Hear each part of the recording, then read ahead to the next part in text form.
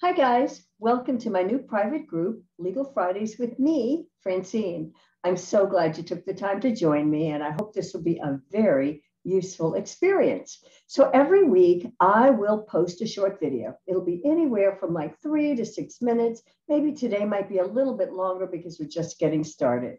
And every week, the topic will be either something I think is of interest or importance to you, or it'll be based on a question that you send me. So feel free to send me your questions. You can send me a question through chat, through Messenger. You can post a question. You can even send me a question by carrier pigeon. However you send it, I don't care. At some point, the questions will all be answered. But for today, I think I'm going to start with the basics. And the basics could be, well, actually, first, let me say this. The topics that will be covered are any topic that relates to what I do as a lawyer. So it could be anything relating to intellectual property, estate planning, or business law. So today I'm going to start with the basics of IP, intellectual property. Now, some of you might be thinking, Francine, that is too basic. I already know what intellectual property is. Okay, if you do, feel free to just click off this video today.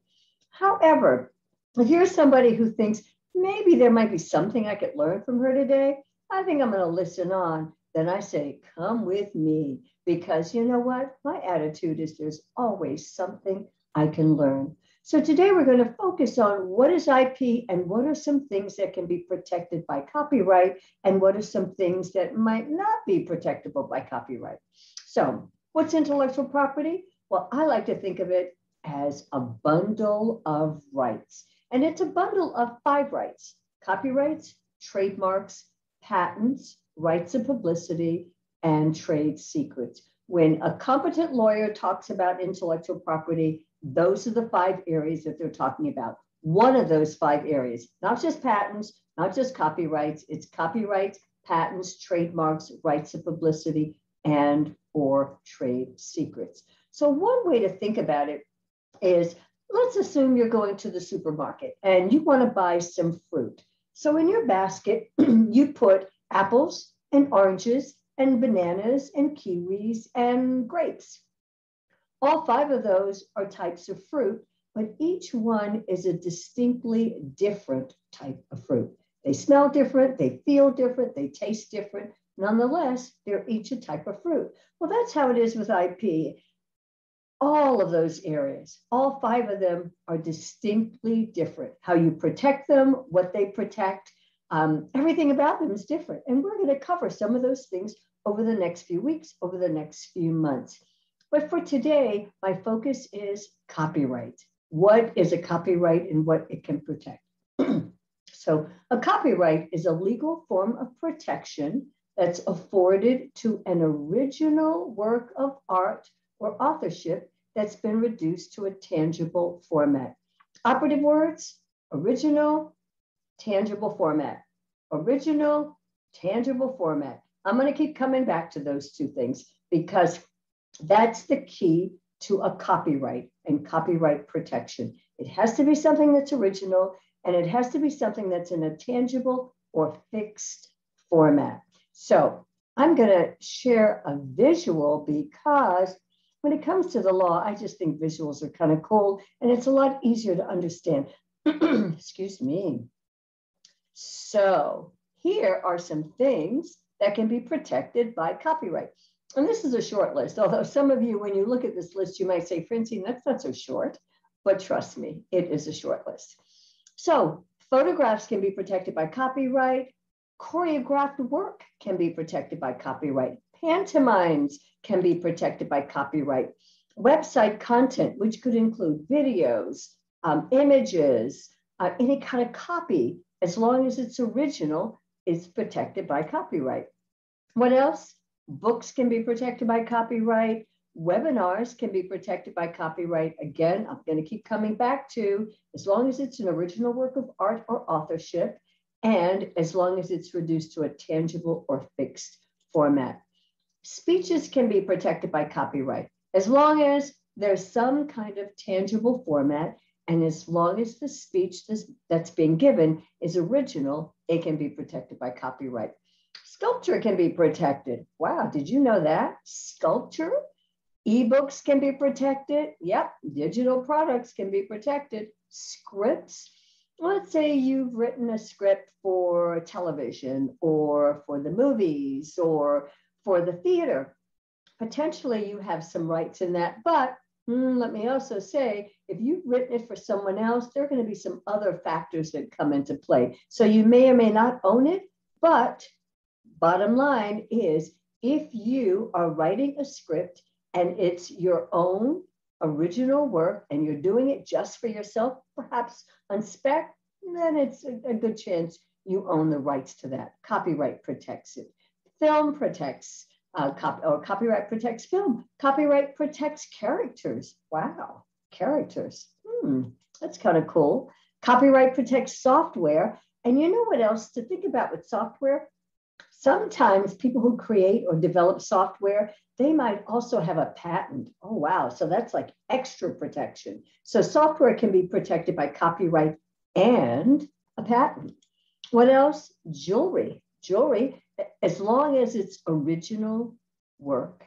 And of course, if it's jewelry, it's reduced to a tangible form. So if it's original, it's protected by copyright. Music. So musical composition would be like the lyrics and the melody. Like if you're looking at sheet music, that can be protected by copyright, and the sound recording can be protected. And that's the way, the form that the music is taking. So like, let's say if somebody's singing a song that's been written by someone else, that song is protected by copyright. Wow, all these things. Articles are protected. I told you it's a short list. Believe me, it is.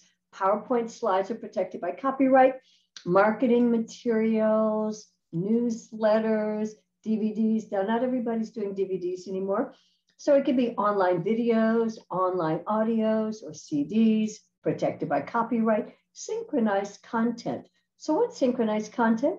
Well, that's when you're kind of putting things together that might not necessarily go together. Like, let's say, suppose I added music to my PowerPoint. That would be synchronized content. I'm synchronizing them together, bringing them together. Social media templates are protected by copyright. Blog posts, workbooks, manuals, so many things are protected by copyright. Like I said, that's a short list. There are so many more things. But on the other hand, what cannot be protected by copyright? Well, book titles. I've had people say to me, Francine, I want to copyright my book title. Well, the answer is no, no, and no. You can never, ever, ever copyright your book title. If a book title is going to be protected at all, if it's going to be protected, it's going to be by trademark. Processes, methods, systems, they can't be protected by copyright either. If a process or a method or a system is to be protected, well, it's going to be protected by a patent, if at all. What else is not protected by copyright? Slogans. Slogans and phrases, if they're going to be protected, it's by a trademark, and that's if they can be protected. Ideas are never protected, period. Ever, ever, ever protected by copyright. So when someone comes to me and they'll say, Francine, I want to protect my idea, the first thing I ask them is, have you reduced that idea to a tangible format? Have you turned that idea into a book or some music or something, some tangible product or service? And if you haven't, then it can't be protected. Ideas can't be protected, and neither can facts. What else can't be protected? Anything that's in the public domain, anything that's not tangible. Again, the definition of a copyright is an original work of art or authorship reduced to a tangible format. So, for example, like a speech, if you just give that talk, but you don't record it in some way or another, it can't be protected by copyright. So, non-original content. If you are taking material from someone else and you're claiming it as your own, it's not original. Therefore, there's no copyright protection.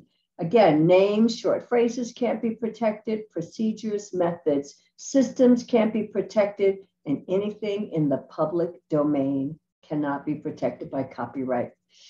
We'll take a look at some of these a little further down the road, but for now, I say thank you so much for joining me and welcome to Legal Fridays with me, Francine. Until next time, have a great weekend. Bye for now.